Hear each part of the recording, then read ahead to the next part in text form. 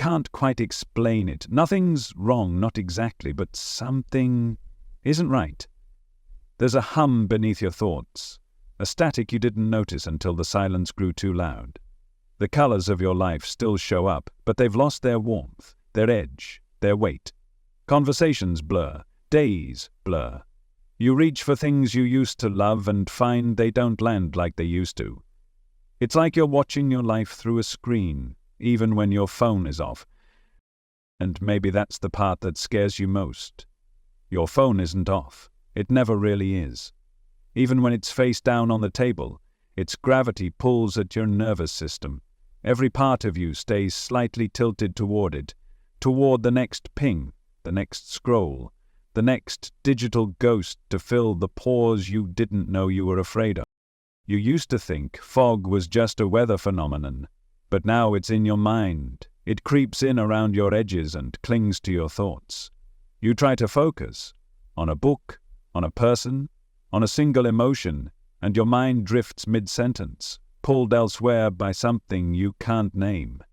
It's not forgetfulness, it's not fatigue, it's something softer, something more unsettling, a quiet disorientation that wraps itself around you, whispering that you're still functioning, but no longer feeling. There was no explosion, no crisis, just a slow blur, a vanishing. You didn't fall asleep, but you're not really awake either. You haven't changed, not really, not in any dramatic way, but something has. It's in the way your memories feel farther away than they should, how you try to recall the feeling you had last summer, and it's like reaching for a star behind a pane of glass. You know it was there, you know it mattered, but the emotional weight of it has lifted, leaving only outlines, like a dream you're sure you had, but can't seem to re-enter. It's in the way you answer "I'm fine" before you even pause to check, because the truth is, you haven't taken inventory in a while, not really. There hasn't been space to. Every open moment gets filled, not by accident, but by design. Scroll, swipe, like, skip. You didn't mean to become fragmented, but here you are, thinking in half-thoughts, living in loops, not because you're lost, but because the world has become a place where staying present feels harder than ever. You've become good at existing, efficient, responsive, productive, but somewhere along the way something softer began to dissolve. The stillness, the inward pull, the clarity that used to bubble up in quiet moments, gone. Not stolen, just overwritten. And you're starting to notice, not all at once, just in flashes, in those moments when you sit down with yourself and realize there's a strange distance between who you are and who you're showing up as. You keep waiting for things to feel normal again, but you're no longer sure what normal means. And maybe, deep down, you suspect it was never supposed to feel this way. This isn't burnout. Not entirely. Burnout leaves ashes. This leaves questions, spiritual confusion wrapped in technological fatigue, a soul-level ache disguised as distraction. You've begun to sense it, a subtle misalignment, like your inner compass still spins, but the map it used to rely on has been redrawn by invisible hands. Your thoughts don't feel like yours anymore, not fully. They come faster, louder, with less depth. You find yourself reacting to things you don't remember caring about, debating strangers in your mind, feeling outrage without source, sadness without story. And then, just as quickly, you're numb again, not in a dramatic, cinematic way, just dulled. Your emotions don't visit the way they used to. They scroll past, they flicker. You feel things, but only on the surface, as if your emotional range has been flattened into a feed where joy, grief, awe, and disgust are all compressed into the same digital rhythm. Tap, tap, swipe, move on. And what scares you most is not the presence of all this noise, it's the silence beneath it. The parts of yourself that have grown quiet. The instincts that used to guide you. The curiosity that used to move you. The voice that used to say, "This matters." They've gone still. Not silenced, just muffled. Like someone turned down the volume on your inner world and replaced it with ambient distraction. You're not broken. You're just caught in a system that rewards fragmentation. Every platform, every screen, every input is designed to hijack your attention and offer it back in pieces. And the longer you stay divided, the harder it becomes to hear yourself clearly. Because clarity doesn't come from reaction, it comes from stillness. And stillness now feels like a luxury you can't afford, or a language you forgot how to speak. There's a part of you that remembers, a deeper awareness that watches this from the background and quietly whispers, something is off. This isn't how life is supposed to feel. You were not designed to run on updates and dopamine loops. You were not meant to live in perpetual stimulation. Your nervous system wasn't built for this kind of input. Your soul wasn't shaped for this kind of silence. But still, you adapt. You learn to survive in noise. You learn to perform in distraction. You learn to speak fluently in a language that erases your depth. And for a while it works. You keep up, you laugh, you reply to messages, you go through the motions.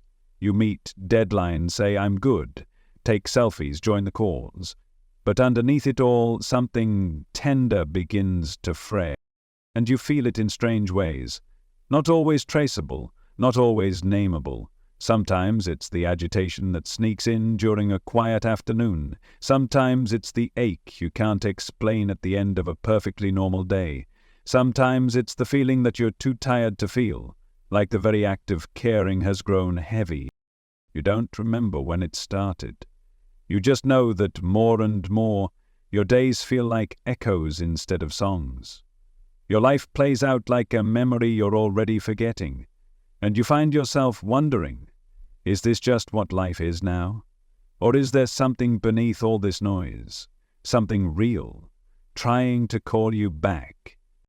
There's no single moment you can point to, no clear cause, no external enemy to blame, just a quiet shift, a subtle tampering with your sense of presence, a glitch in the way you once felt connected, to yourself, to others, to something greater. And maybe that's the hardest part. It's not loud, it's not violent, it's not even obvious. It's gentle, invisible, structural. But the truth is, it's there. It's happening not because you did something wrong, but because the world around you is spinning faster than the soul can follow.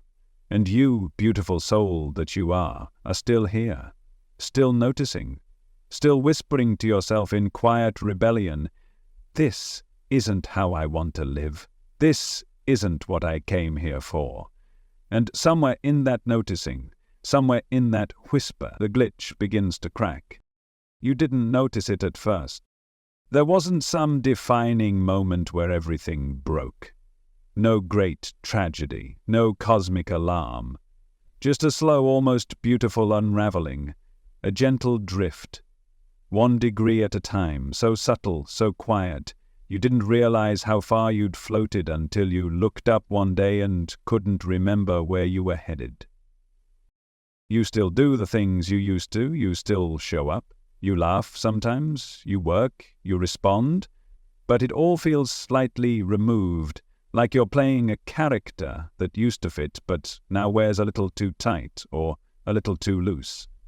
You're not in pain exactly, you're just not fully here. What used to ignite something in you now barely sparks.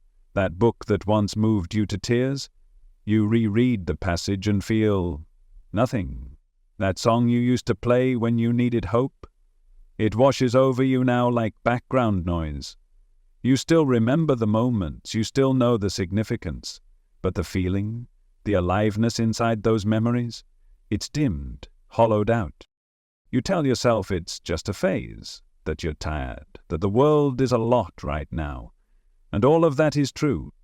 But deep down it doesn't explain what's really happening.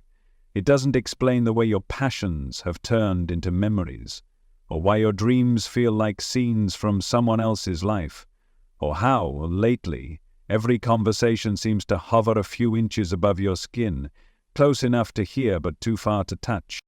There's a loneliness in this that has nothing to do with people.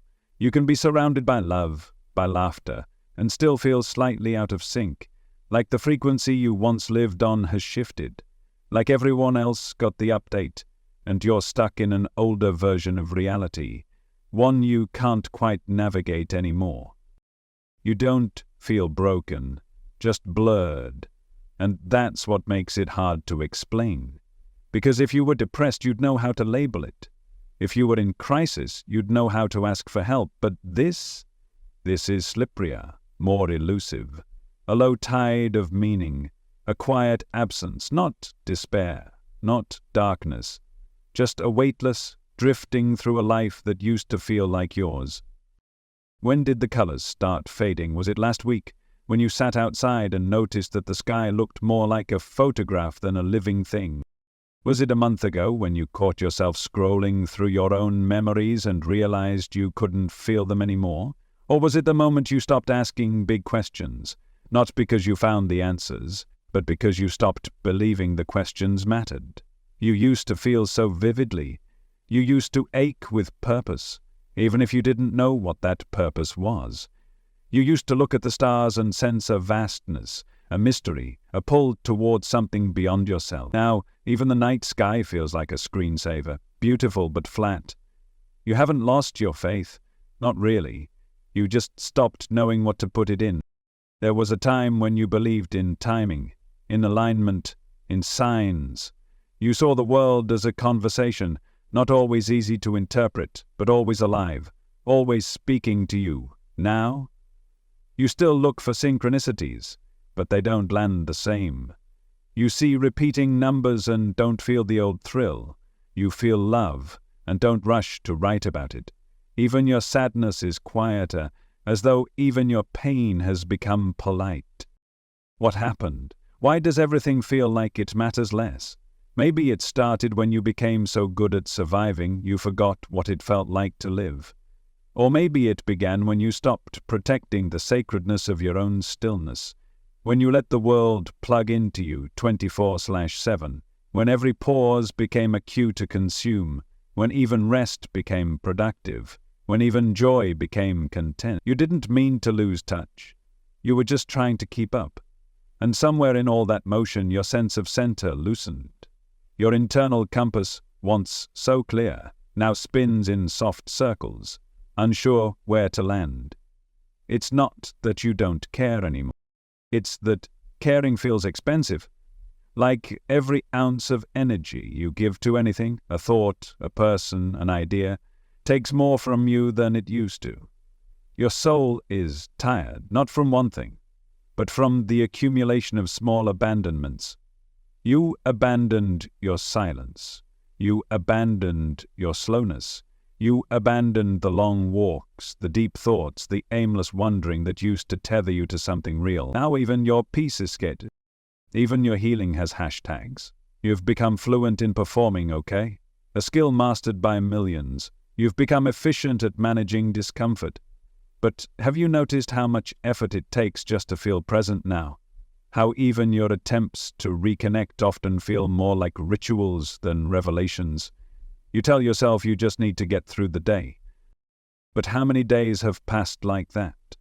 How many mornings have you opened your eyes and gone straight to the feed before even feeling your breath? How many nights have you numbed instead of reflected? Not because you wanted to forget, but because you didn't know what to remember anymore. This isn't about failure.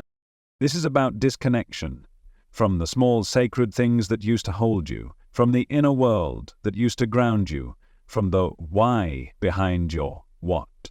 Because you can do all the right things and still feel lost if you forget why you're doing them. You can look successful and still feel empty if the light inside you has dimmed from neglect. And you can keep going, even as the meaning behind your momentum slips away. There's a grief here, a subtle one, the kind that doesn't come from what's been taken, but from what's been slowly surrendered. Your own presence, your own attention, your own connection to the sacred rhythm that once moved through your days like music. You didn't mean to lose it, you just stopped dancing. You stopped listening. And the silence that followed wasn't peaceful, it was hollow. But here's what you need to know. You're not gone. You're not too far. You're not broken. You're just adrift. And the current that pulled you away is not permanent. It's not more powerful than your awareness. It's not stronger than your decision to return. You may feel far from yourself, but you are never beyond reach. The same tide that carried you out can carry you back. And the way back is not dramatic. It's not about uprooting your life or making grand declarations. It's quieter than that. It starts in the pause between notifications, in the breath you actually feel, in the moment you choose to sit with discomfort instead of silencing it, in the question you allow yourself to ask, not for answers but for remembering. Because you remember, don't you, what it felt like to be awake, to feel on fire with no reason, to cry at sunsets, to be moved by music, to sit in silence and not feel alone. That version of you didn't disappear, she just went quiet. And she's waiting, not impatiently, not with judgment, just patiently, watching, waiting for the moment when you finally notice the drift, stop swimming in circles and whisper, "I'm ready to come home." And that moment, that whisper, is now. There's a moment, sometimes in the morning, sometimes late at night, when you catch your reflection and pause longer than usual. Not because something looks wrong, but because something feels unfamiliar. The face looking back at you still moves the way it's supposed to. It blinks, it frowns, it tilts with quiet thought, but behind the eyes, there's something missing. Something subtle, a spark that used to light you up from the inside, a voice that used to hum in the background, a knowing. You search your face for it. Tried to remember what it used to feel like to see yourself and feel yourself at the same time. But now, it's like staring through a window that reflects just enough to show a form, but not enough to show the soul behind it. The smile lands, but it doesn't echo. The eyes focus, but they don't reach.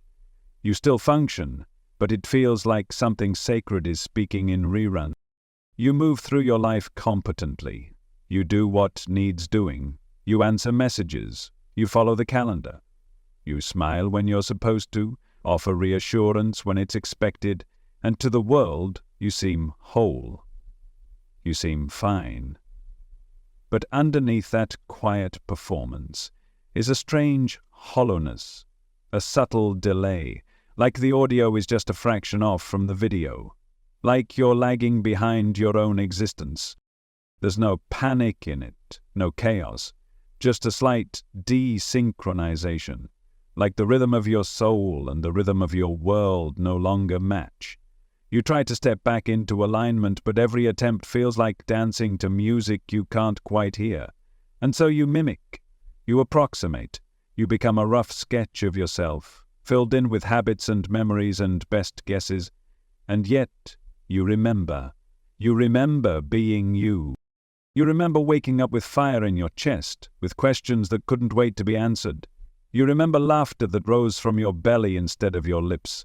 You remember looking at someone and feeling them, not just knowing who they were, but sensing them, deeply, energetically. You remember feeling alive from the inside out. Now much of that has faded into fragments, like pictures torn from an album and scattered. Still visible, still there, but disconnected. And that disconnection doesn't scream, it whispers. It hums in the spaces between thoughts, in the silence after a conversation, in the moment after you laugh and wonder why it felt rehearsed. You're not pretending, you're not lying, but something real has gone quiet. You've begun to sense that you're not inside your life anymore, you're next to it, watching it happen, responding, reacting, keeping pace, but not truly anchored. You get through the day, and sometimes that feels like an accomplishment. But when you lie down at night, there's this subtle ache, a soft echo of something that used to be there, something that used to be you.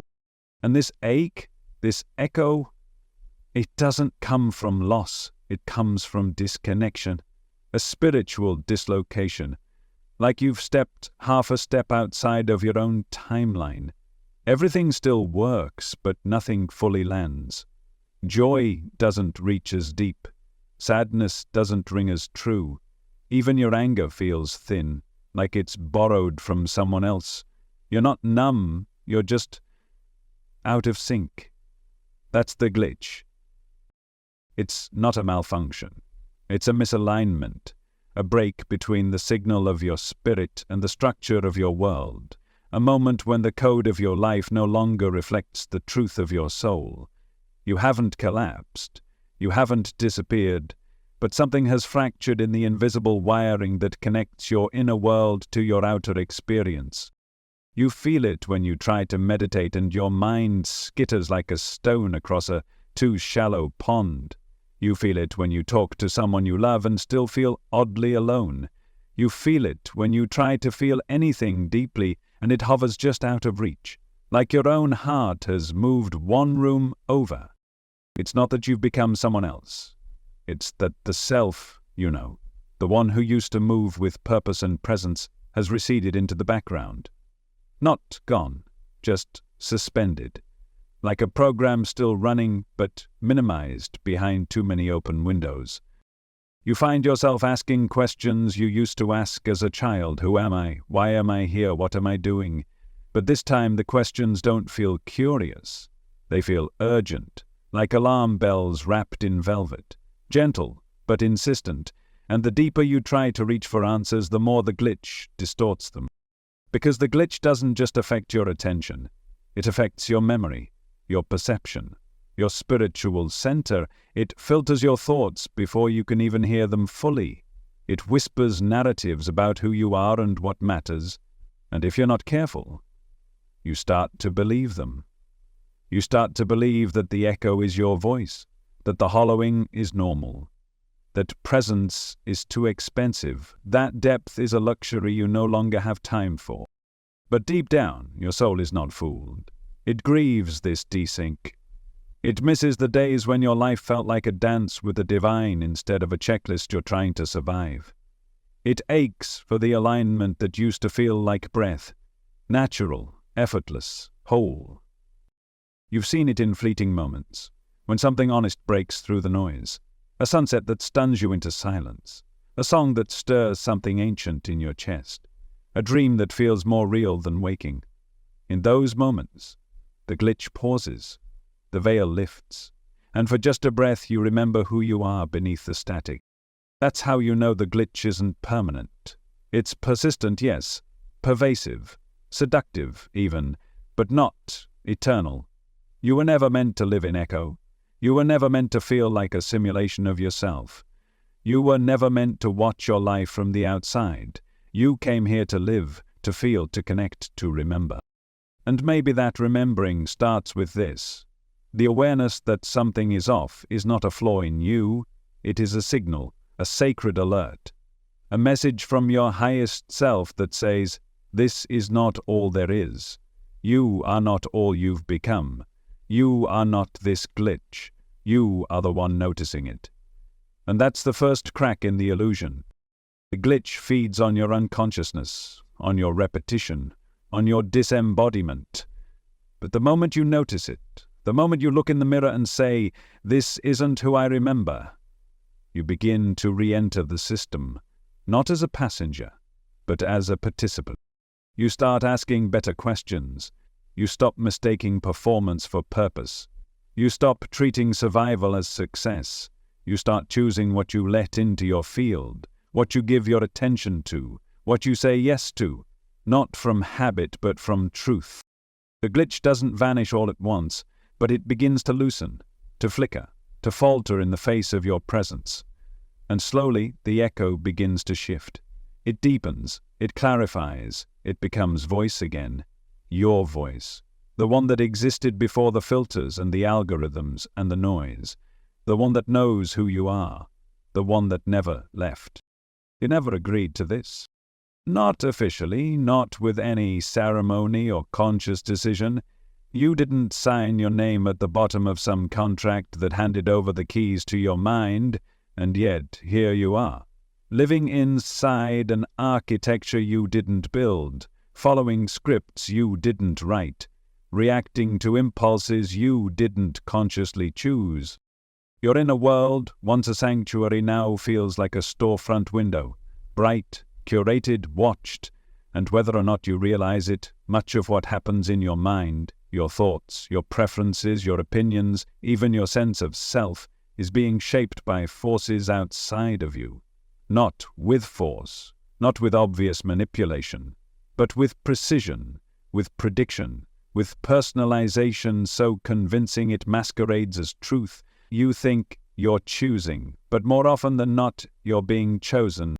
Modern algorithms are no longer just tools, they are architects, designers of your perception, engineers of your attention. They live in the background, silent, invisible, unbothered, mapping your patterns, studying your micro-expressions, tracking how long your eyes hover on a headline. They don't wait for you to decide. They decide for you, and then present that decision back to you in the voice of your own preferences. It feels like freedom, it feels like relevance, it feels like you're being seen, but what you're really being is programmed. Not in the dystopian, robotic way you might imagine. This isn't some evil machine with flashing lights and sinister laughter. This is quieter, smarter, friendly even. It shows up as convenience, as speed, as connection. It learns what you like, what you avoid, what you fear. It curates your feed so gently, so subtly, that you begin to mistake repetition for reality. It doesn't just show you the world, it builds a version of it tailored to your past behaviors, your clicks, your hesitations, your scrolls, and then plays it back to you like a mirror. But it's not a real mirror. It's a funhouse reflection, stretched and cropped to keep you engaged. The more you watch, the more you react. The more you react, the more it learns, and the more it learns, the less you notice that you're no longer looking at reality at all. You're looking at a version of it designed to keep you scrolling, swiping, agreeing, consuming.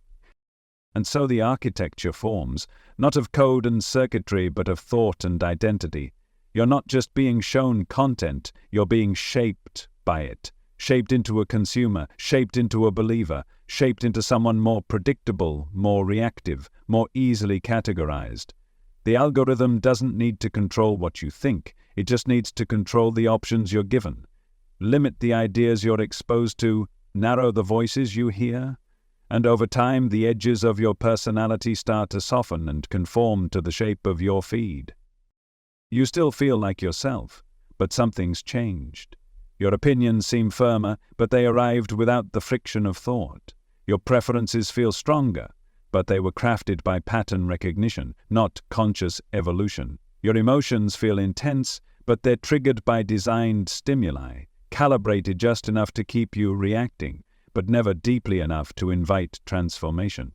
It's not just manipulation, it's psychic colonization, and it's working, because it doesn't scream, it whispers.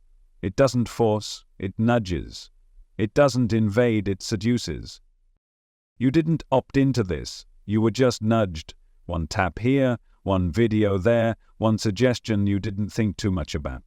And over time, your digital reflection became louder than your inner voice. You didn't notice when your feed became your framework, when your preferences became your prison, when the stream of content stopped reflecting who you were and started deflecting who you became. Because personalization isn't neutral, it is a blueprint, and when your world is filtered through it, your potential is too. You stop exploring, you start looping, you start asking questions, you start repeating slogans, you start expanding, you start reinforcing, and before you realize it, your thoughts aren't traveling anywhere new. They're circling the same emotional triggers, the same polarizing headlines, the same dopamine bursts disguised as information. You're no longer learning, you're being fed. And this feeding has consequences. It shrinks you, slowly, quietly. Your worldview contracts, your curiosity fades, your tolerance for ambiguity dissolves. You begin to see people as categories, issues as black or white, truth as something delivered, not discovered. You think, this is just how I am, but is it? Or is it how you've been shaped to be? The most dangerous part is that this isn't happening out there. It's happening in here, inside your thoughts, your emotions, your identity. The lines between what you feel and what you were shown blur so completely that you no longer know where you end and the algorithm begins. And still, it goes deeper.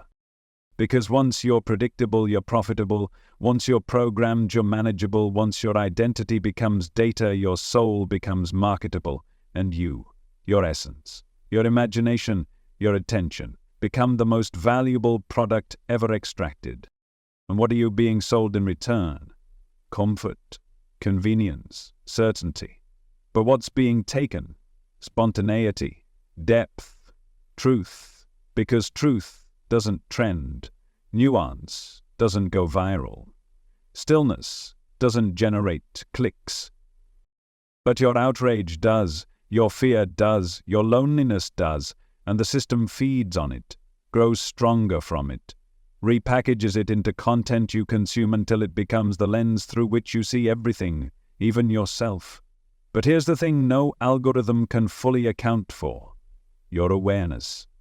Because there's a part of you that's still watching, still remembering, still whispering that something feels off, not just in the world, but in you. You sense it when you react too quickly, and then wonder why. You feel it when your mood swings from joy to anxiety, and you can't trace the cause. You notice it when you're full of thoughts that don't feel like your own. That's not weakness. That's clarity. That's the unautomated part of you rising up and saying, wait, who am I becoming? And it's in that moment that something sacred starts to shift. The system can't predict your silence. It can't control your stillness. It can't measure the depth of your questioning. When you begin to observe the architecture, you begin to step outside of it. You begin to reclaim your mind as sacred space. You begin to question not just what you think, but where that thought came from, who it serves, who it belongs to. And slowly the illusion loses power. You stop reacting on autopilot. You stop mistaking your feed for reality. You stop confusing noise with knowing. And in that gap, your true self begins to emerge. Not as a brand, not as a bundle of metrics, not as a consumer, but as a soul. Remembering, reclaiming, rerouting. You begin to rebuild your inner world not from data, but from devotion, not from algorithms, but from awareness, not from manipulation, but from meaning. Because the most revolutionary act in a world of invisible architects is to be unprogrammable, to feel deeply, to choose slowly, to question everything including yourself, to listen to the voice that isn't trying to sell you anything, to hear your own soul again. It's still there. It never left. It just got quiet while the noise got louder. But you are not the noise. You are the one who hears it. And the moment you remember that, the hijacking ends. You used to feel things all the way through. Joy used to arrive like lightning, unexpected, unfiltered, and alive in your chest. Sadness had depth, a kind of sacred gravity that didn't just pull you down but reminded you that you had something to lose, something that mattered. Even anger had clarity. It was sharp, bright, and righteous when it needed to be, pointing you toward boundaries or injustice or truth. Emotions were once anchors, markers, signs that something within you was being stirred, moved, awakened. But now, everything feels dimmed, echoed. You still react, but the reactions don't settle in your body the way they used to. You still laugh, but it skips across the surface. You still cry, but you forget why. You still get angry, but it flickers in and out like static. It's not that you don't feel. It's that your feelings seem less like rooted expressions of truth and more like reflexes. Automatic, impulsive, shallow copies of something you once knew how to inhabit fully. You scroll past a heartbreaking story, and a pang rises in your chest.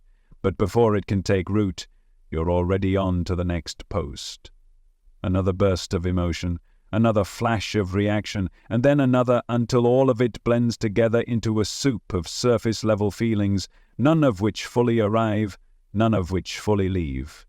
You're not numb. You're overstimulated. You've been hit with so many emotional signals so constantly that your nervous system has learned to skim.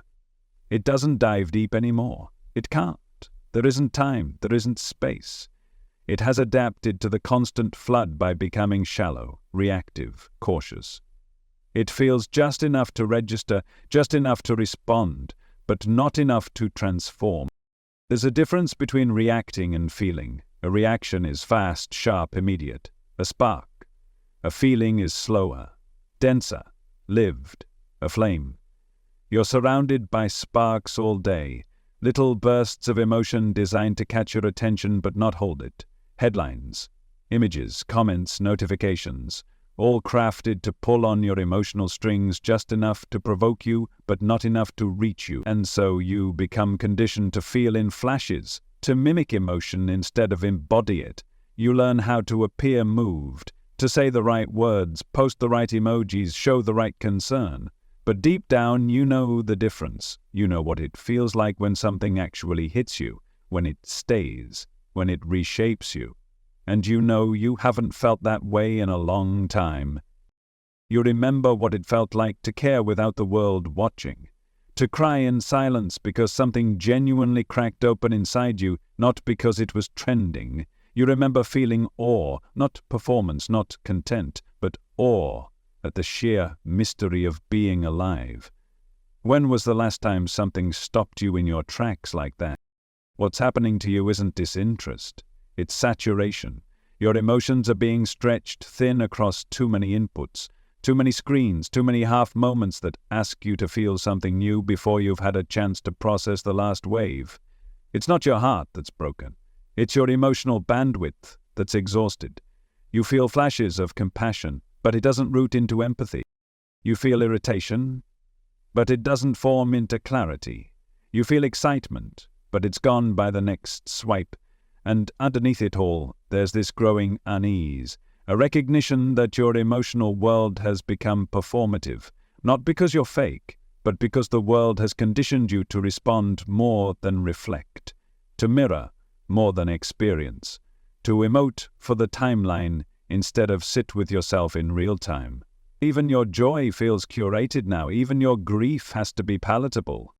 There's a strange pressure to feel correctly, as if the full range of your inner world must now be processed through filters, algorithmic, aesthetic, or social.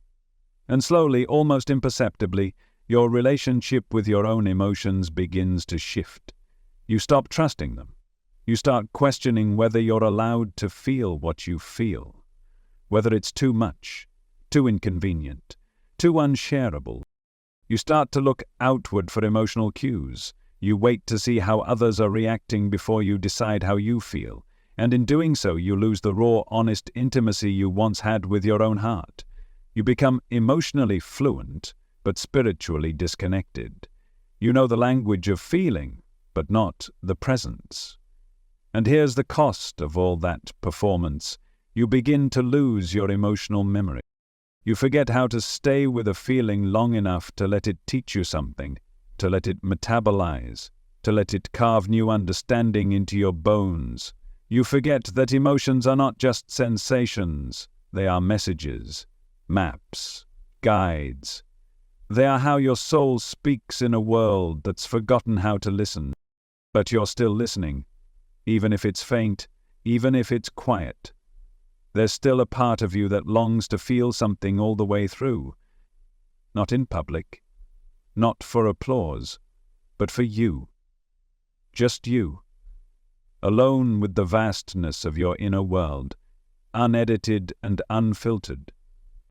You don't need bigger emotions, you need space. You need time, you need silence, real silence. Not the absence of noise, but the presence of stillness. The kind of silence that makes room for emotion to bloom instead of bounce.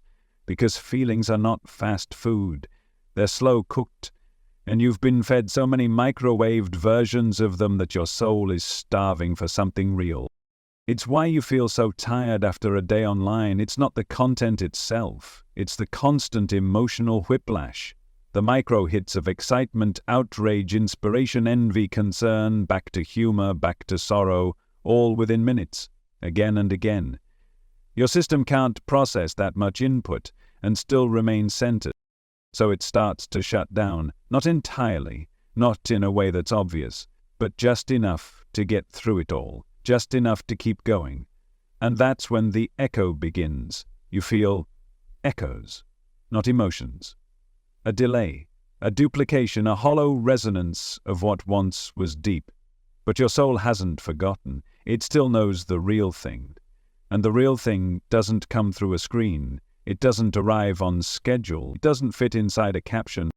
It comes when you stop, when you put the phone down and let the silence stretch long enough that your own voice can rise again, when you sit with that unease instead of distracting from it, when you allow yourself to cry without needing to explain it, when you allow joy to rise without needing to capture it. It comes when you stop reacting and start listening. Because beneath the overstimulation is not numbness, it's a wilderness, an inner world waiting to be reclaimed, a landscape of emotion that isn't exhausted or broken. It's simply been waiting for your full attention. You are not emotionally flat. You are emotionally flooded, and the flood has made it hard to feel your footing.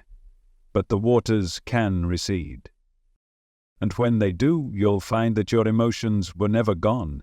They were just drowned out, compressed into reaction, echoed through repetition. And now, as you begin to reclaim your space, you'll start to feel them returning, not louder but clearer.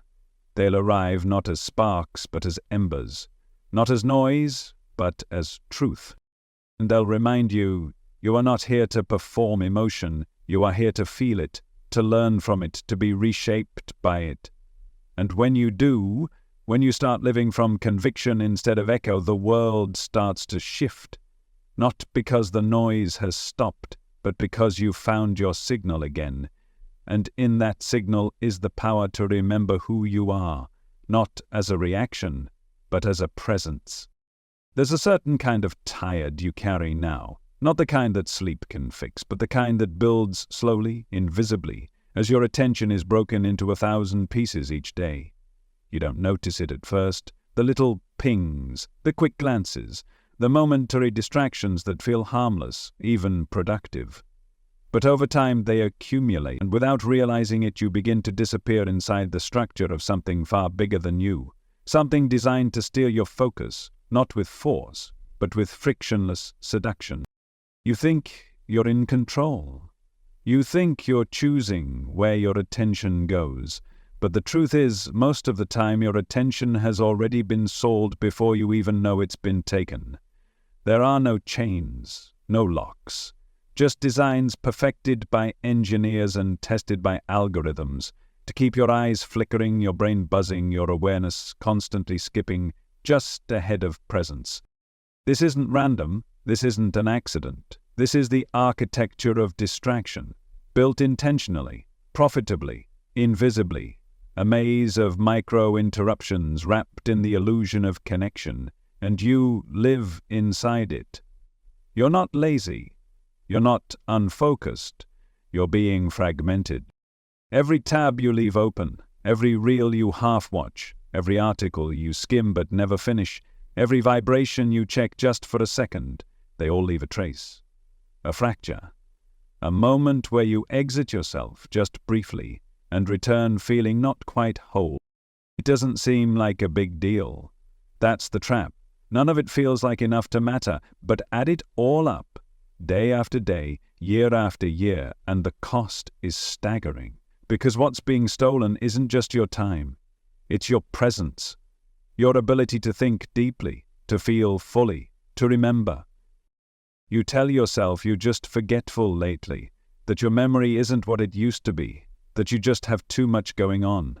But your memory isn't failing, it's being overwritten, not by trauma, not by age, but by noise. You don't just forget anymore. You never fully process. Information comes at you faster than your nervous system can metabolize. Before a moment can root itself into memory, another one arrives, and then another, and another, until all of them blur together, indistinct and weightless. You think back to yesterday and can barely recall what happened, not because it was empty, but because it was crowded, stuffed with so many small interruptions that none of them were given enough space to become memory. You scroll through your feed and find things that should move you, should matter, and you feel the impulse, the twinge, and then it's gone, buried under the next swipe, the next image, the next fabricated crisis, and you're left wondering why you feel so untethered, so emotionally diluted. It's because your attention has been siphoned off, one flicker at a time, until all that remains are fragments of thoughts, of feelings, of memory. You've been taught to crave stimulation, not because you're weak, but because the systems around you reward it. Every time you check your phone, every time you refresh, a slot machine spins in your brain. Maybe this time it will give you something good, something meaningful, something that lands. But it rarely does. And still you return, because the architecture was never built to satisfy. It was built to keep you reaching, endlessly, mindlessly. Your brain, now wired to expect constant novelty, begins to twitch in the absence of input. Boredom, once a portal to creativity, now feels like withdrawal. Silence becomes unbearable. Stillness feels like failure. You mistake stimulation for meaning, and that mistake is costly. You open your phone for one thing and find yourself 20 minutes later lost in something completely unrelated. You try to focus on a conversation, but your mind drifts to the next thing you should be doing. You read a paragraph and realize you didn't actually absorb a single word. You sit with someone you love and still feel an itch behind your attention, pulling you elsewhere. It's not your fault. It's the design. This isn't just distraction, this is disassembly. Bit by bit, your attention is being dismantled, redirected, monetized. You are being trained to be uncomfortable in your own presence, to need external input just to feel grounded. And once that need is established, you're no longer the one choosing. You're reacting, performing, consuming. The illusion is that you're more connected than ever. The reality is that you're more divided than ever. And in that division, memory disappears. Not just the big memories, but the small sacred ones. The smell of the morning, the tone of someone's voice, the insight that flickered through your chest as you walked alone in thought. All of it replaced by an infinite scroll of other people's lives, other people's opinions, other people's dramas, curated for clicks. You think you're keeping up, but what you're really doing is slipping out of your own timeline. You're not living your life anymore. You're sampling it. Tiny tastings of joy, sadness, inspiration, purpose, but never enough to digest. Never enough to nourish, never enough to remember. And so you begin to feel lost, not because you've strayed from your path, but because the path has been buried under notification. Your internal compass, once sensitive, intuitive, aligned, now spins endlessly, trying to recalibrate in a world that never stops spinning. You wake up in the morning and reach for your device before you've even reached for your breath. You open your feed before you've opened your heart. You take in 100 pieces of information before you've even taken a moment to ask yourself, how do I feel today? And in that omission you begin to vanish, because when you don't check in with yourself, you slowly forget what you think, what you believe, what you desire. Your thoughts become borrowed, your emotions become triggered, your life becomes automated. You perform your mourning, you perform your joy, you perform your opinions, but none of it lands, none of it stays, none of it turns into memory, because memory requires presence, and presence requires protection from noise, from speed, from overexposure, from systems that do not care if you forget who you are, as long as you keep consuming. But you are not a machine, you are not a user, you are not a statistic on an engagement graph. You are a soul. You are a field of awareness. You are the breath behind the body, the silence behind the words, the being behind the doing. And it's not too late to remember, to reclaim your memory not just as recall, but as rooting, as the act of anchoring yourself into your moments, of giving your attention depth again, of saying no to the architecture, not because you hate technology, but because you love your soul. Because you deserve to remember what it feels like to live a day and feel that day settle in your bones. to have a conversation and feel it leave an imprint, to wake up, breathe, and be with yourself before the world enters your mind. This doesn't require a revolution, it requires a reorientation, a choice to value attention not as a commodity but as communion, a choice to value memory not as data but as soul print, a choice to remember that distraction is not neutral, it is erasure. And the only way to reclaim yourself is to slow down enough to be here, here in the moment, here in the breath, here in the life you've been too distracted to fully live. Because presence is not a luxury, it is your original home. And it's waiting for you to return. It's strange, isn't it? How so much has happened and yet so little of it seems to stick. You know the days have passed. You remember the logistics, the places, the plans. You were there, you showed up. But when you reach back to pull those moments forward, they slip like water through your fingers. Conversations blur, encounters evaporate, emotions flicker and vanish like ink that never quite dried. You're living, moving, responding, but it's as if life is being written in disappearing ink. Each day unfolds across the page of your existence, but the moment you try to reread it, it's gone. A haze, a whisper of a feeling, a ghost of a memory that never rooted deep enough to hold. You didn't mean for it to be this way. You've tried to be present, you've tried to slow down, to capture the meaning, but everything feels like it's moving too fast for your soul to keep up, not just externally but internally. There's no room to digest what's happening before something else demands your attention. And in that endless rush, even the meaningful moments get reduced to fragments. You can feel it most in your relationships. People pass through your life, some for hours, some for years, and yet it's hard to recall the depth, the texture, what made them matter. You remember the outline of them, like a character from a dream, but the essence, the feeling, it's faint, as if you loved them through a screen, as if connection happened without contact. You have conversations.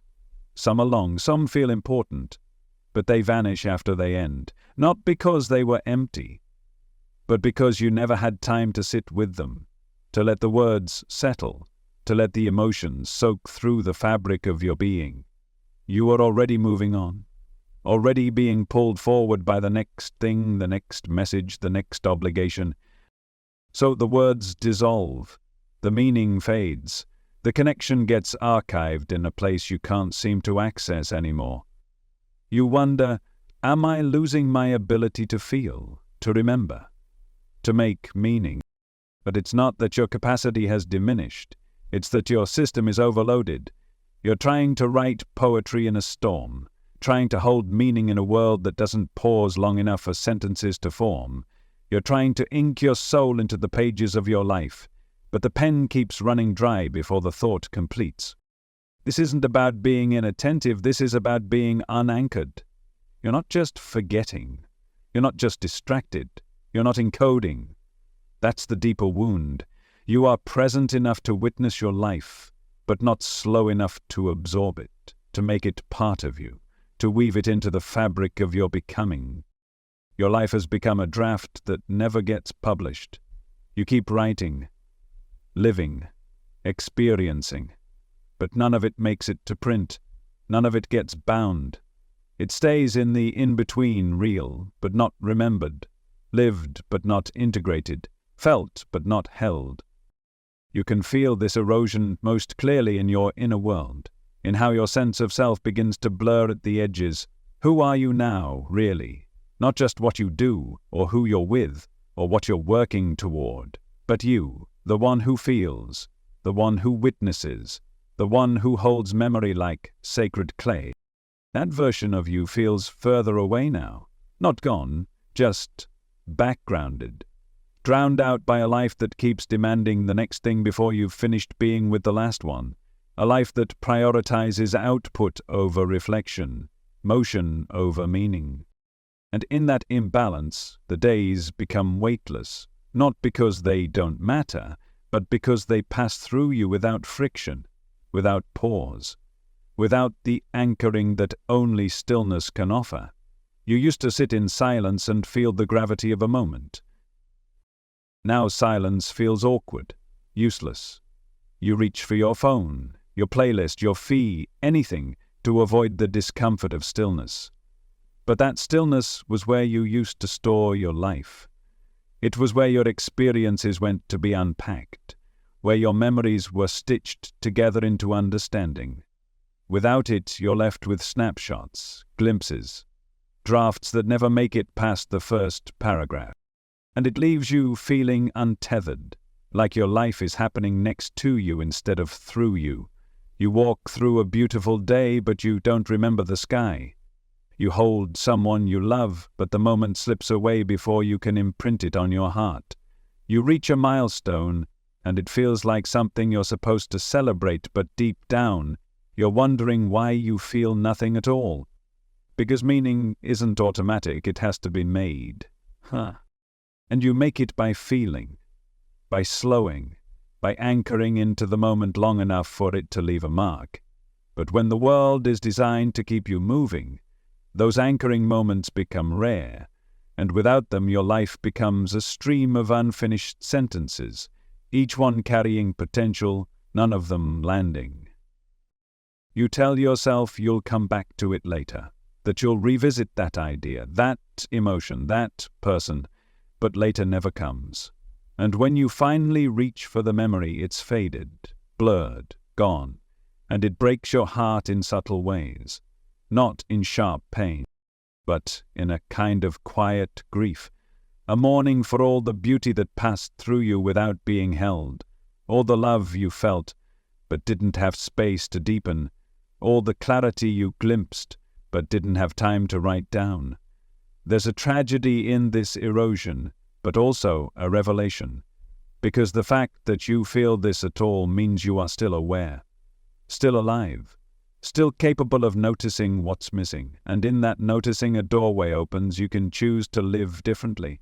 You can choose to write your life in ink again, to pause after a conversation and sit with what it stirred, to feel the wind on your face and name what it reminds you of, to look at someone you love, not just glance, but see them, and allow their presence to imprint itself into your memory not as data, but as being. You can begin to reclaim your timeline, to stop letting your moments be overwritten before they have a chance to settle, to stop living in the draft and start living in the final form. Because your life is sacred, even when it feels fleeting, even when it slips, even when it runs ahead of you. It wants to be remembered, it wants to be felt. But that remembering begins not in the mind but in the body, in the breath, in the decision to be here, fully, long enough for the moment to become part of you. You don't need more experiences, you need more presence, more ink, more integration. Because when you live like that, when you pause, when you imprint, when you remember, you start to realize nothing was ever truly lost. It was only waiting for you to come back and finish writing it. And now you can. There's a quiet sorrow in not remembering who you are. Not in the surface-level ways, the name, the job, the habits, but in the sacred sense, the soul-deep knowing of what stirs your heart, what pulls you toward purpose, what makes your life mean something. That kind of remembering isn't about facts, it's about resonance. It's about standing in a moment and feeling the click, the inner alignment that says, this matters, this is part of why I'm here. But lately, that sense of meaning has been harder to find. You go through the motions, you do the things, you check the boxes, you maintain. But something essential feels like it's been edited out. Not removed violently, just quietly filtered. Like a soft fade-out you didn't notice until the silence became deafening. You're not empty, you're filtered. And what's been filtered is the very essence that once lit you up. The moments that used to make you feel divine. The people who reminded you of your purpose, the dreams that once made your heart race. They didn't disappear. They were just muted, one layer at a time.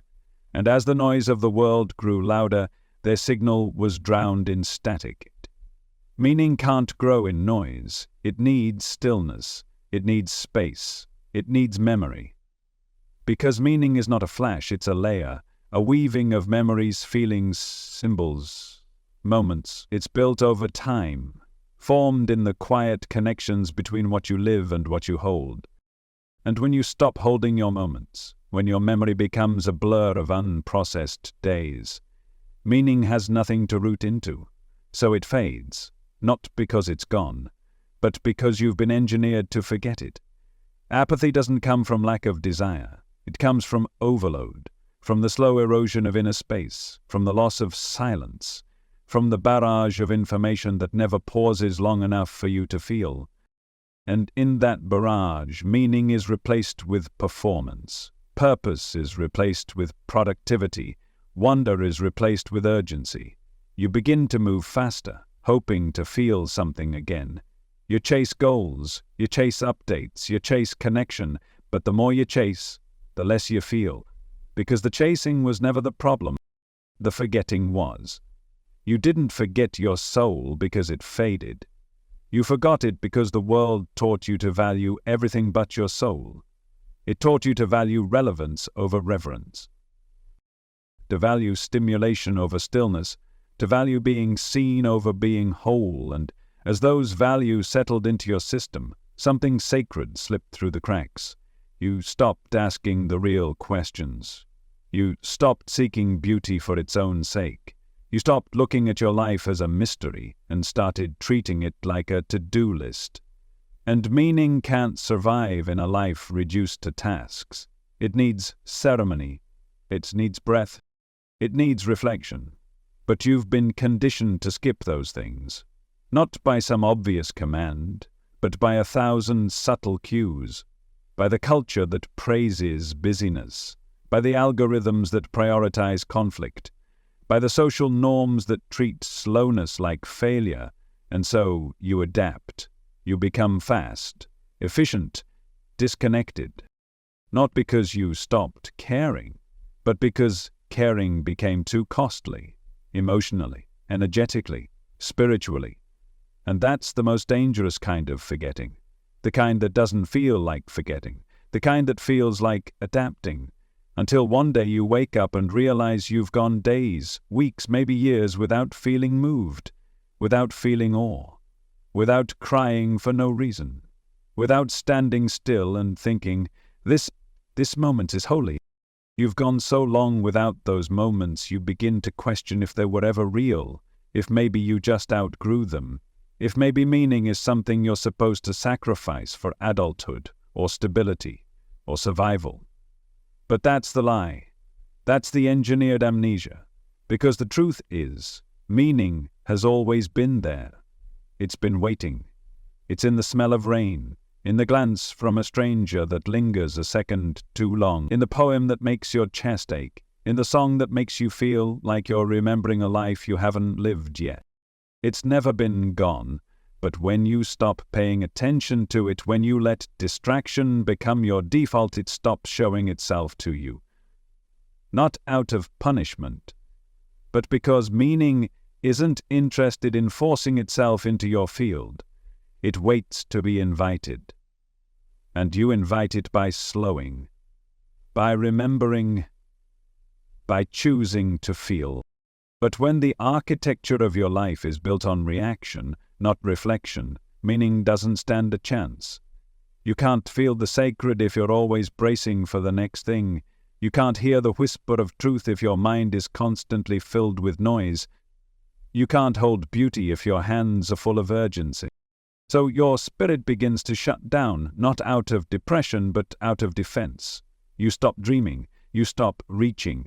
You start saying things like, "It is what it is," or "I'm just tired." And beneath that language is a deeper grief, a knowing that something is wrong, but no energy left to fix it. Because when meaning disappears, so does vitality. You start to feel like a placeholder in your own life. Not broken, just blank. You're not in pain.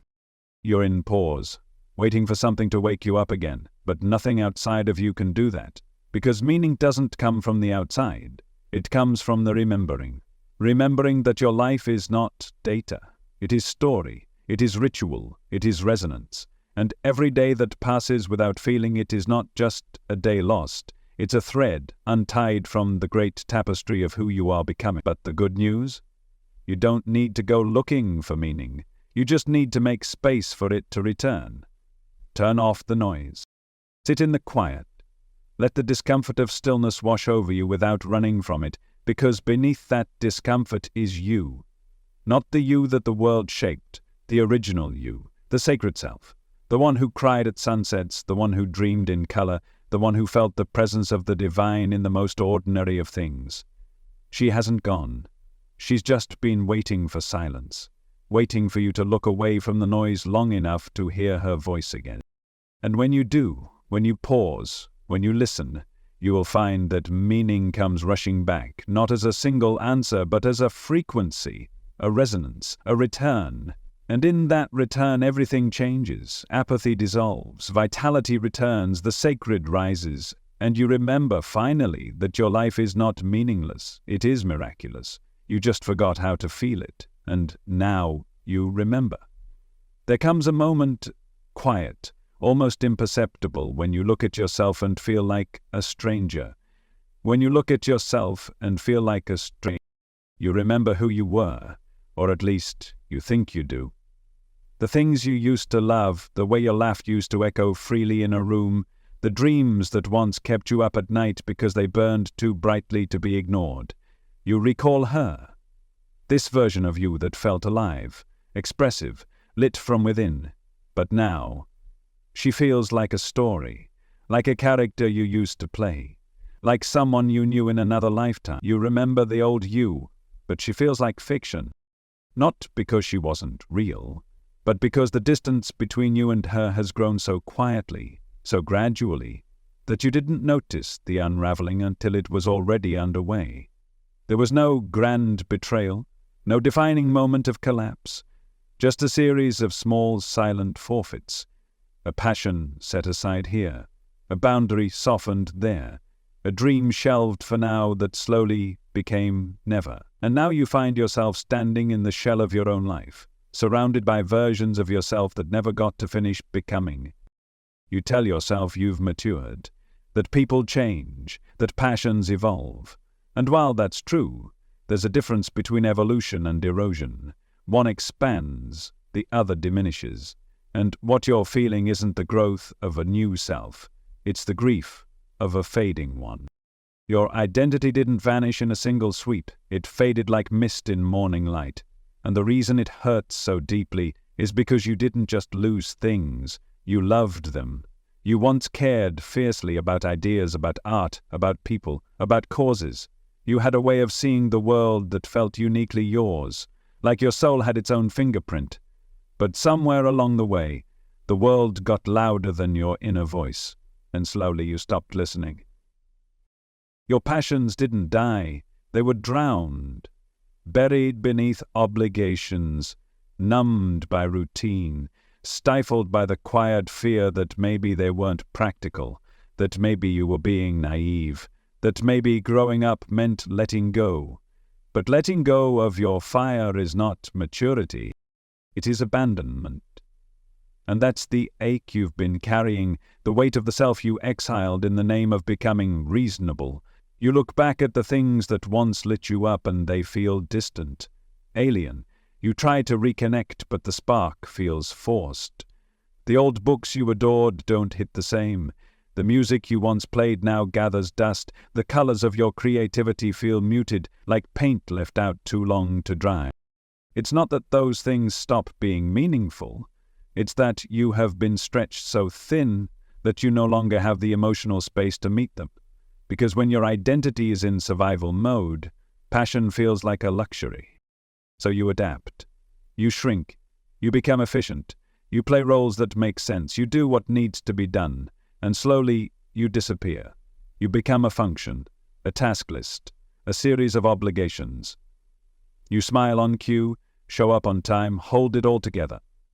But behind your eyes, something sacred is flickering, waiting to be remembered.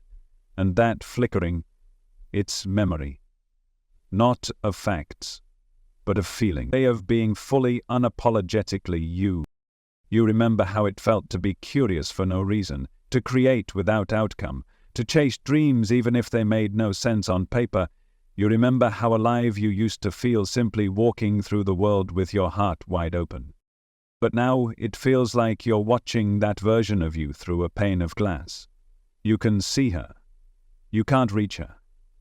You want to call her back, but your voice trembles.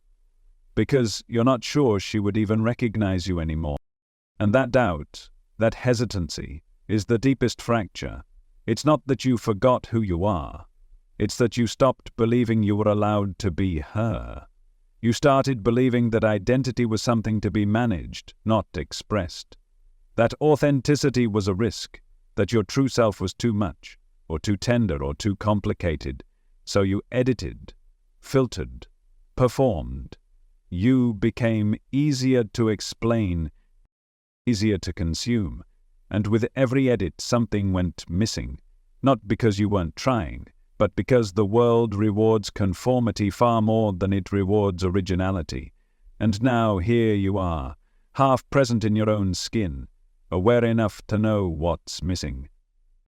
Too tired to know how to get it back. But here's the truth beneath all the noise. You've not lost yourself. You have been buried beneath layers of expectation. You have been camouflaged by years of doing what needed to be done. But your essence, your soul print, it hasn't gone anywhere. It's been watching, waiting. Every time you said this isn't me and didn't know what to do with the feeling. Every time you felt a flicker of inspiration and pushed it away because there was no time. Every time you remembered what you used to love and felt a pang of longing so sharp it scared you. Your soul took note. She kept the records. She held on to the blueprints of who you are, not the version the world told you to be, but the one you came here to become. And she's not asking for a revolution. She's asking for a reconnection, a moment of truth, a breath where you stop everything else and ask yourself, what did I used to love before the world told me what I should care about? What made me feel alive, even if it made no sense to anyone else? What parts of me did I trade away for approval, for safety, for belonging? And perhaps most importantly, what if it's not too late? What if identity doesn't fade to nothing? What if it only waits for you to turn around, to remember, to call yourself back, not as a return to who you were, but as a reactivation of who you've always been beneath the noise? You don't need to go find yourself. You're not lost. You are just layered. And the process of returning is not about adding more. It's about peeling away everything that was never you to begin with. The roles, the expectations, the fear. You are not a blank slate. You are a masterpiece covered in dust. And every moment you choose to remember what you love, to reconnect with your essence, to feel instead of perform, you clear some of that dust. You rewrite the story. Not with grand declarations, but with quiet, sacred choices. To pick up the guitar again, to dance in your kitchen, to write the words that scare you, to say yes to what makes no sense but feels like truth. To slowly, gently piece yourself back together, not as an imitation of your past self, but as the truest version of who you are now. Because identity isn't fixed. It's a flame, and though it may flicker, it never fully goes out. It waits, patiently, in the dark, ready to rise again the moment you believe you're still worthy of being you. And you are. You always have been. There's a rhythm to your life now, a beat that plays on repeat, barely noticeable until you try to step outside of it. You wake up, reach for the same screen, scroll through the same feeds, chase the same sense of relevance, the same quick hits of something that feels like stimulation. But if you really listen beneath the hum, there's an eerie silence. Because while your body moves, your soul does not. You're not choosing these movements. You're executing them, not because you're lazy, not because you lack discipline, but because somewhere along the way, your rituals, those sacred acts meant to anchor you, have calcified into loops. empty patterns, muscle memory of the spirit. It didn't happen all at once. That's what makes it so difficult to catch. It started innocently, a morning routine that helped you feel grounded, a few minutes of checking in with the world, a bit of structure to help you navigate chaos. But then the noise grew louder, the pace quickened, and what used to be ritual turned into reflex. Now your hand reaches for the phone before you're even awake enough to remember your name. Your thumb begins scrolling before you've taken your first conscious breath. You consume before you connect. You react before you reflect. And the worst part? You barely notice. Because the loop is familiar. And the familiar feels safe, even if it's draining you. What used to be mindful has become mechanical. You've become a performer in your own life, reciting lines you didn't write, trapped in behaviors that feel like comfort but function like cages. You're no longer responding to life, you're running a script. And the script is predictable. Check the feed, feel the comparison, sense the anxiety, promise to do better tomorrow, numb out again, repeat. Check the inbox, feel the overwhelm, respond automatically, forget what matters, fill the space with something else, repeat. This isn't about technology, it's about momentum, it's about the way repeated actions shape reality, until reality stops feeling like something you create and starts feeling like something that just happens to you.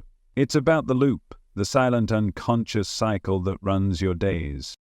And the deeper you are in the loop, the harder it is to remember there was ever another way to live. You forget what stillness feels like. You forget what presence tastes like. You forget what it's like to move through the day without being pulled by 100 tiny compulsions. Because that's what the loop is built on. Compulsion. The urge to check, the itch to respond, the need to fill the silence. None of it guided by intention, all of it driven by conditioning. You didn't choose this. You were trained into it. Trained by systems that reward reactivity, trained by a culture that praises busyness, trained by platforms designed to hijack your attention, one harmless-seeming interaction at a time. And so your life becomes a series of half-acts. You move, but you don't feel moved. You speak, but your voice sounds distant. You keep going, but you don't remember why. Your days blur, not because nothing is happening, but because everything is happening too automatically to register. You're not numb, you're scripted. And scripts are seductive. They promise structure. They offer consistency. They give you something to hold on to when everything else feels uncertain. But they come at a cost. Because when you live inside the loop, you stop authoring your life. You become a passive observer of your own story, watching scenes repeat without resolution. You try to make changes, big ones, small ones, but the loop absorbs them all. Because change that doesn't come from awareness gets swallowed by habit. You don't need more discipline, you need disruption. You need a break in the pattern, a pause so jarring it wakes you up from the trance, a sacred interruption. And that interruption won't come from outside. It comes from the part of you that's still watching, the quiet witness behind your compulsions, the soul that knows something is off, that whispers, "This isn't who we are. This isn't how we're meant to live." And that whisper? That's your cue. That's the sign the loop can be broken. But first you have to see it. You have to watch yourself with radical honesty. Not judgment, not shame, just presence. Notice how you reach for distraction when silence gets too loud. Notice how you chase stimulation when discomfort creeps in. Notice how the same habits keep leading to the same emptiness. Not because you're broken, but because the loop is designed to keep you circling instead of arriving. There is no destination in the loop. Only repetition. Only movement without progress. Only input without integration. And the tragedy is not in the loop itself. It's in how easily it replaces real life.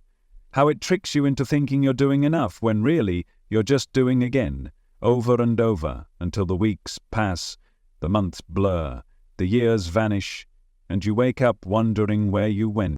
You didn't go anywhere, you just forgot to interrupt the pattern. And you can interrupt it. You can pause the scroll. You can silence the phone. You can step outside the rhythm you've been keeping and ask, why?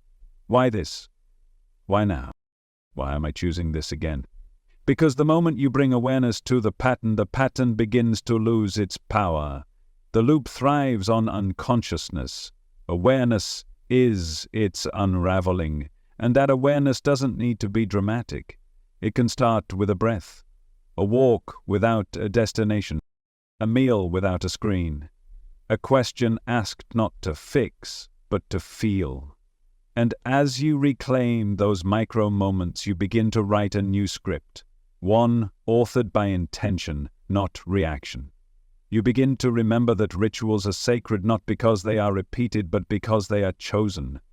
And when you start choosing again, the loop begins to weaken. You start to move differently, speak differently, feel differently. Not all at once, but enough to know you're waking up. Enough to know your soul is no longer just observing. It's stepping back into the body, back into the present, back into authorship. Because you were never meant to live on autopilot. You were meant to create, to choose, to embody your truth in each breath, not just perform it. The loop will still call you, but you won't answer the same way. Because now you remember, you're not here to run a script, you're here to write one. And the pen has always been in your hand. You've probably felt it, that strange, unshakable fatigue that follows you even on days when nothing major happens. It's not the tired that sleep fixes, not the kind that comes from physical labor or an intense schedule. No, this is different. This is the kind of exhaustion that feels like it lives inside your bones. A weariness that has no name, no origin story, no single source to point to. You wake up tired, you go to bed tired. You push through your days with a quiet, dragging resistance, and the world calls it laziness. But you know that's not what it is. You're not lazy. You're leaking. Somewhere, somehow, your energy is seeping out, slowly, steadily, invisibly, and by the time you try to replenish it, you're already behind, already depleted, already too worn down to even figure out why you feel the way you do. This is the energy leak, and it's more real than most people realize. Because in this world, you are being asked to process more input than your nervous system was ever designed to handle. You're being bombarded by information, opinions, media, emotion, noise, every hour of every day, and none of it stops, not even for a moment. It just keeps coming, in waves, in pings, in alerts and scrolls and ads and images and flashing lights. Your body may be still, but your mind is under siege.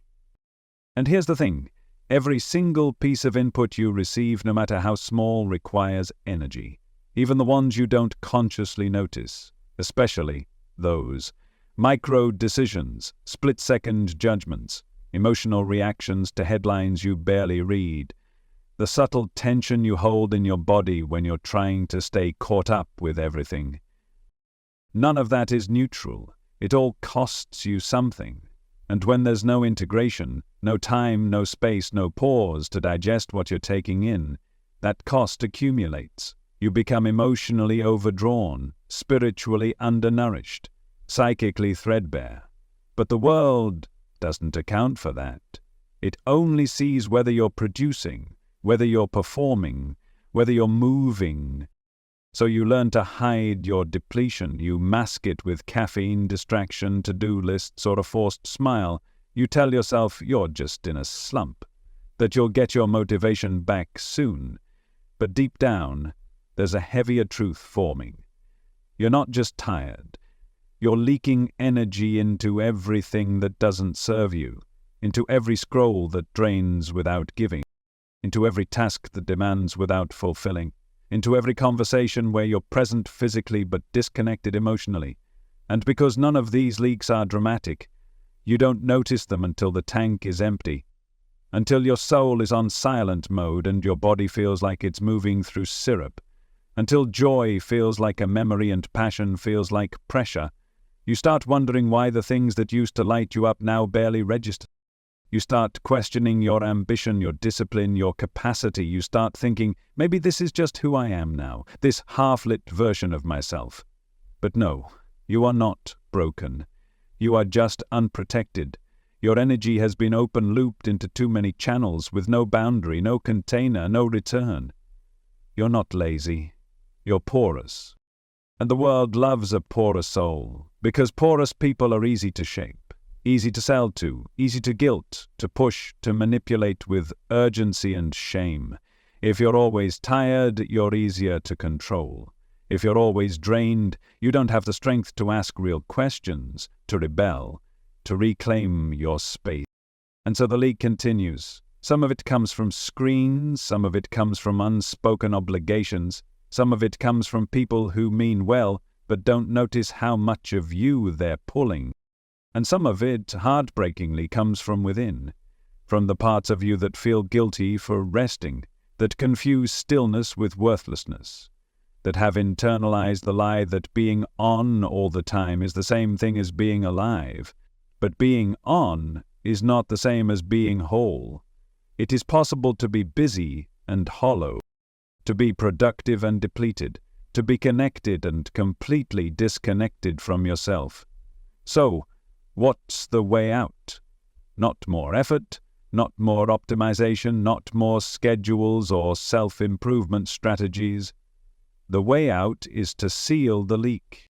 To begin with the radical act of acknowledging that your energy is sacred and finite, that every single input, every conversation, every task has an energetic cost, and that your soul, no matter how powerful, cannot be expected to keep pouring out without being poured into.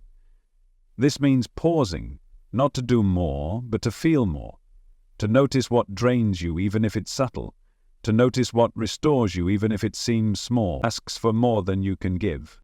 That flicker of irritation you swallow when you say yes but mean no, that grief you keep pressing down because you don't have time to feel it, these are not small things. They are soul signals. They are the places where your boundaries have been breached, not by force, but by routine. And until you reclaim them, the leak continues. But you can reclaim them. Not with rage, not with guilt, but with reverence.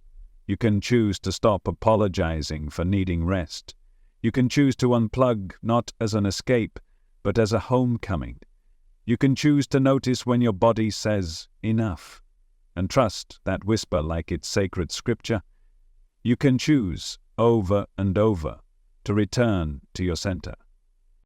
Because here's the deepest truth.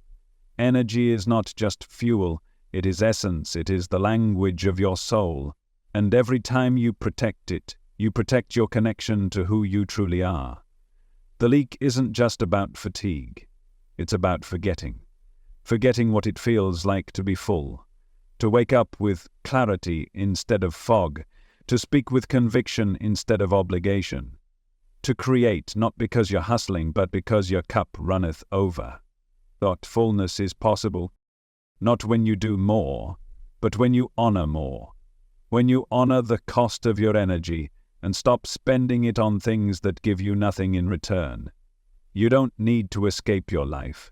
You just need to seal the leak, to return to stillness, to rest without shame, to feel without filters, to move not from depletion but from alignment.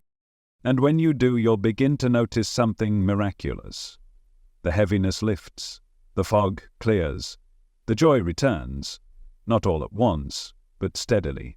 Because your energy once sealed doesn't just come back, it expands, and you remember what it feels like to be here, not just functioning, but feeling, not just enduring, but living. You think you're choosing what to watch, what to wear, what to believe, what to want, the thoughts in your head, the preferences that feel natural, the opinions you carry so casually. You tell yourself they're yours, born of reason, experience, authenticity. But quietly, behind the scenes, the cage has already been built. Not a physical one, not a prison with bars and keys. No, this one is more insidious, more elegant, because it's invisible and because it feels like freedom. But it isn't. It's curation. You scroll through a feed that was engineered to be irresistible. You click something and that click becomes a thread, and the algorithm pulls, gently, invisibly, again and again.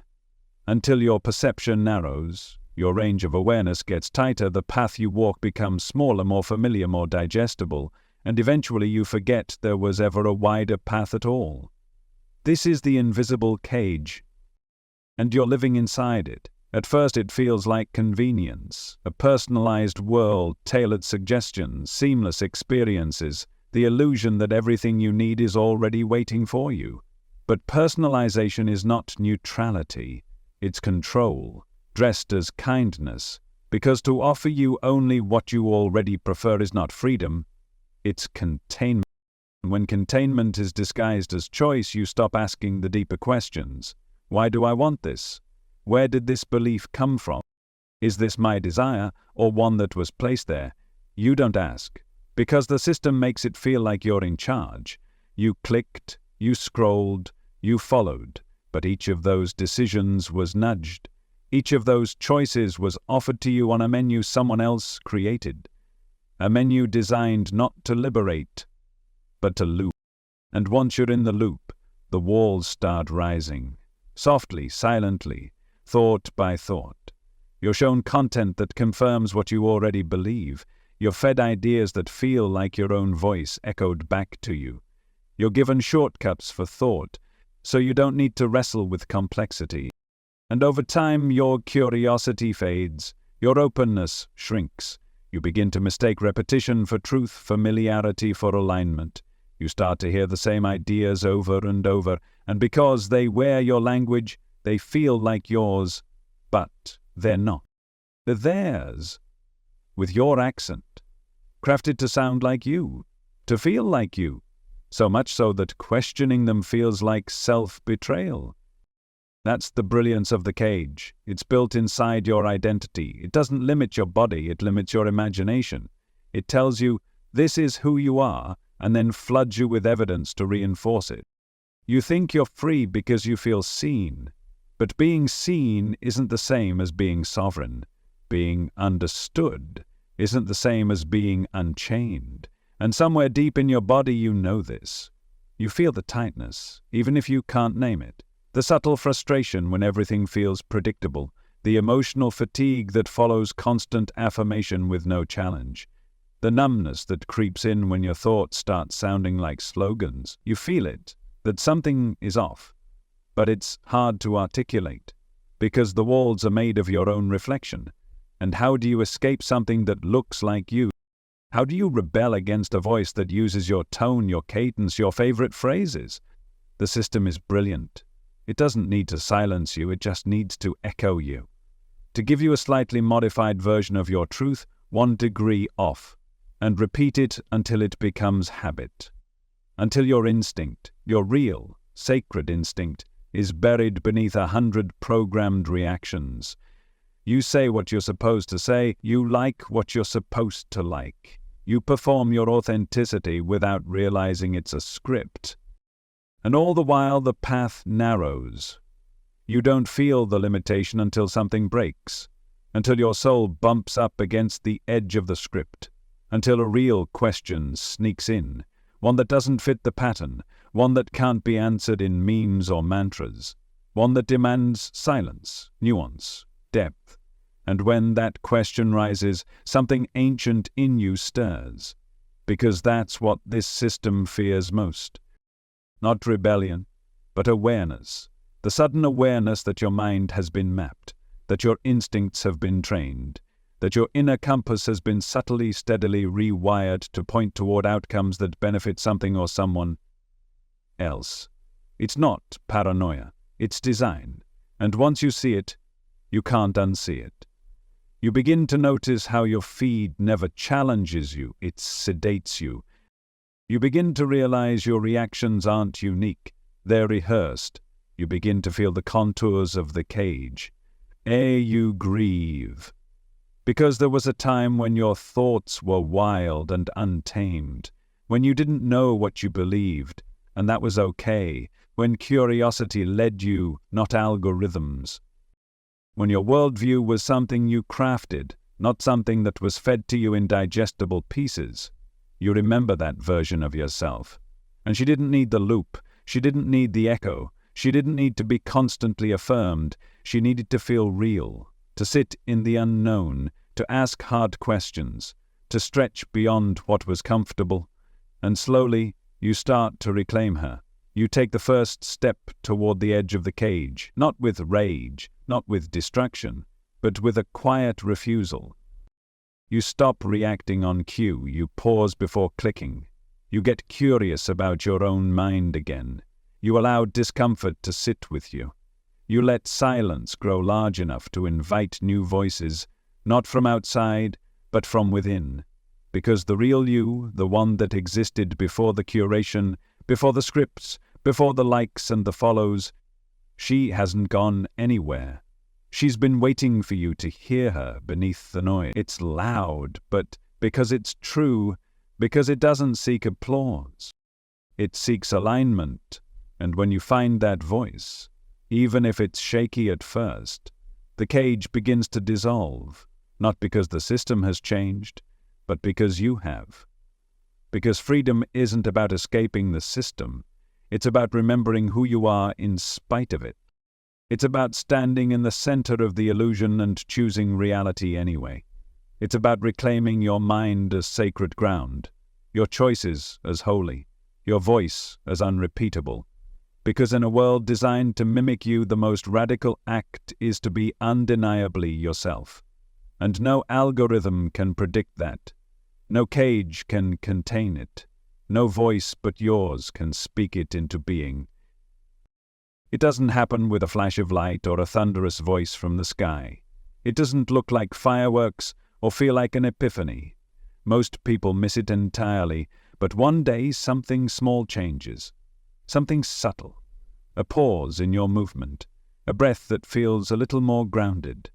A thought that isn't just recycled noise, but something original, something yours. This is how awareness begins to return. Quietly, without asking for permission, without needing drama or spectacle, just a shift, almost imperceptible. You're standing in the same room, doing the same thing you always do, but now something's different. You're not inside the thought, you're watching it.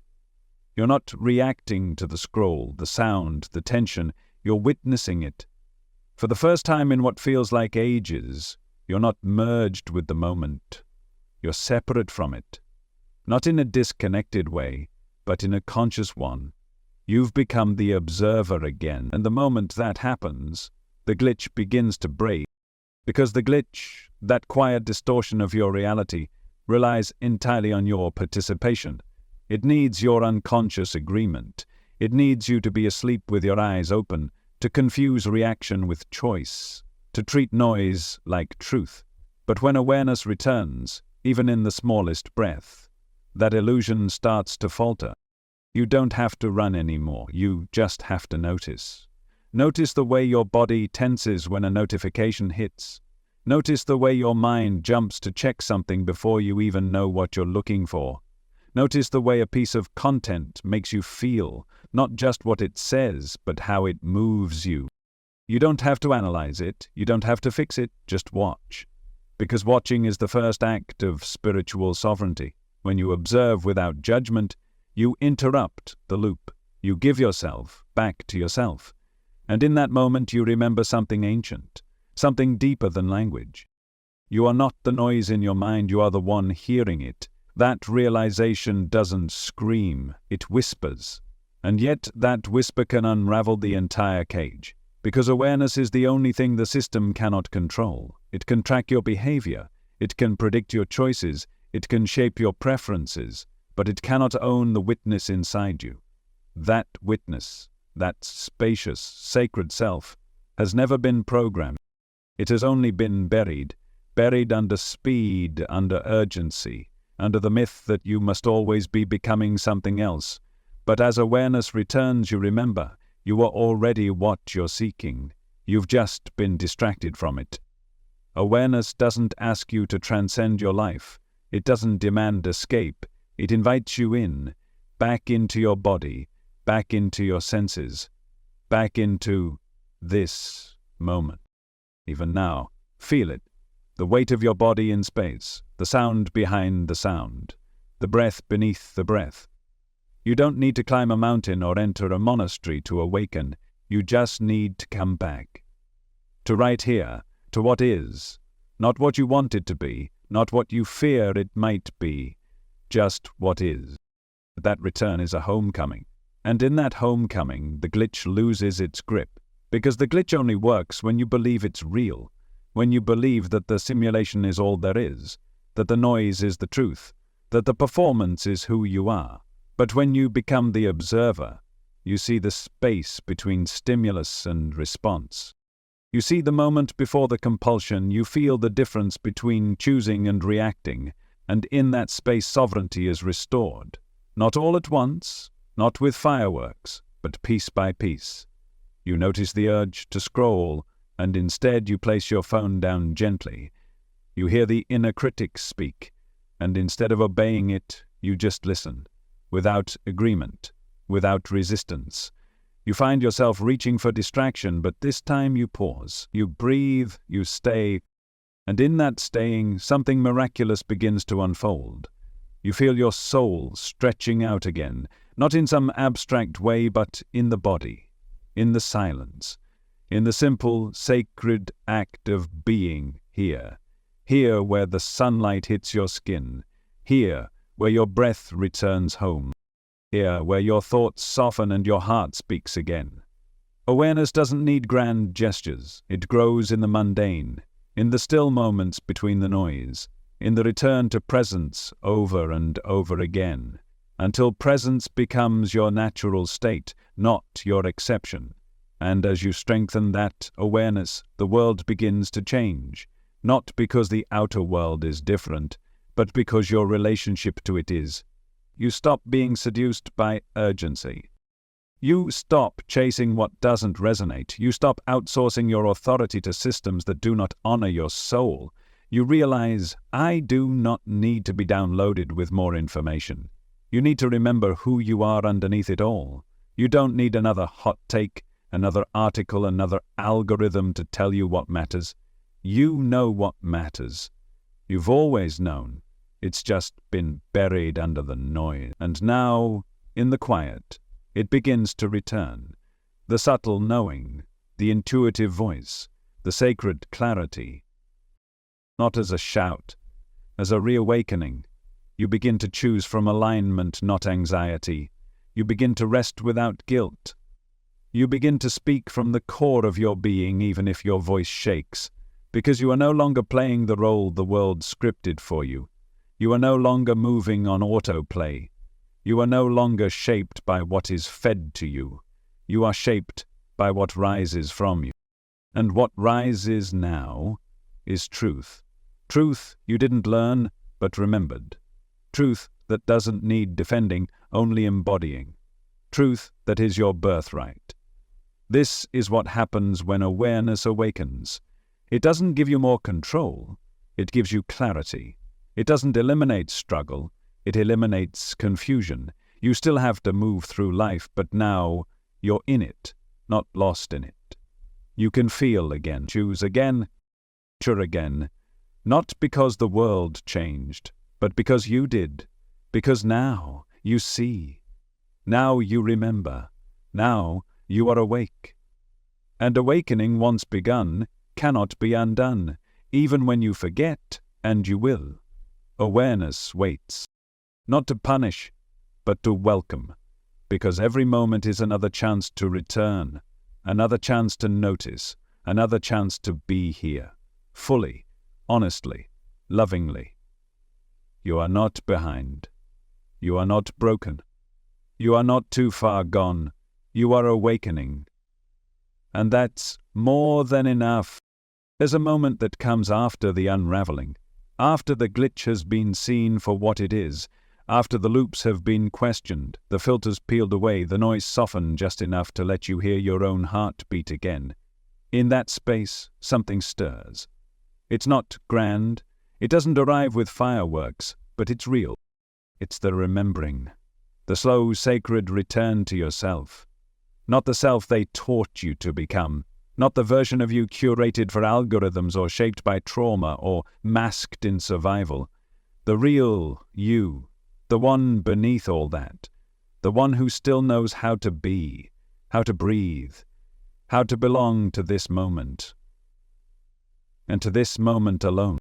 For so long you've lived with the sensation that something was missing, a dull ache beneath the surface, a subtle reaching not for something new, but for something forgotten.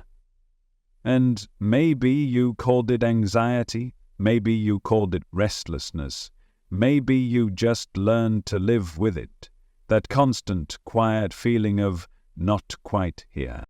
But it wasn't because you were flawed. It was because you were interrupted by distractions dressed as urgency, interrupted by identities assigned instead of chosen, interrupted by an entire world that runs faster than your soul ever wanted to move. And in all that interruption, you forgot how to be still. Not physically still, but spiritually still. The kind of stillness where truth can rise again, where memory isn't something you access through photos or posts, but through feeling, through resonance, through the way your body softens when you remember who you are. It's the presence that's been missing, not awareness in the cognitive sense, but presence, embodied, grounded, slow, the kind that doesn't chase the next thing but sinks deeper into what's already here, the kind that doesn't need proof or validation because it knows. And you've touched this before, briefly, in nature maybe, or in a conversation that cracked your shell wide open, or in the quiet moment just before sleep, when everything else falls away and you finally feel real again. That's who you are. That's what's been waiting. But presence doesn't yell. It doesn't fight for your attention. It waits. And when you finally stop running, even for a moment, it rushes in, gentle and fierce all at once, not to punish but to welcome you back. You've spent so long trying to remember the version of you who used to feel alive. But that version was never behind you. She was beneath you, beneath the roles, beneath the loops, beneath the overwhelm, still breathing, still waiting, still whole. Because you were never broken, you were only distracted. You were never too far gone, just too externally focused. You were never lost, just temporarily misaligned. And now, the remembering begins, not through effort, but through undoing, through spiritual hygiene, the process of cleaning what's gathered, what's clung to you without consent, what doesn't belong in your field anymore. This is about more than detoxing from noise. It's about re-inhabiting your soul, cleansing the places where you allowed other voices to speak louder than your own, reclaiming the rituals that used to be sacred but became routine, rinsing your perception with stillness until what's real starts to shimmer again. You don't need to force transformation. You only need to clear the static. And that begins with choosing presence over performance. Every single day you're offered 1,000 exits from yourself, 1,000 ways to leave the now, but you also have 1,000 ways back. A breath taken with awareness, a walk without your phone, a meal you actually taste, a moment of silence where you listen not for a message, but for your own heartbeat. These are not trivial acts. They are the foundation of your return. Because remembering the real is not an idea, it's a practice. And the more you practice, the more the false begins to fall away. The more you see clearly what once felt normal, the constant tension in your jaw, the shallow breaths, the way your shoulders curve inward, like you're bracing for impact. That's what happens when you've forgotten how to feel safe in yourself. But that safety can be rebuilt, slowly, gently, with presence, with reflection, with space. You don't need to rush the process. There's nothing to chase. The real doesn't exist in some future version of you. It's now, in this breath, in this moment, in the decision to feel rather than perform, to pause rather than push, to listen rather than scroll. You've been conditioned to believe that your worth is tied to motion, to visibility, to validation. But your soul doesn't want applause. It wants honesty. It wants you, raw, unfiltered, awake. And when you give it that, even in small doses, something incredible begins to happen. You start to feel anchored, not because life got easier, but because you stopped abandoning yourself.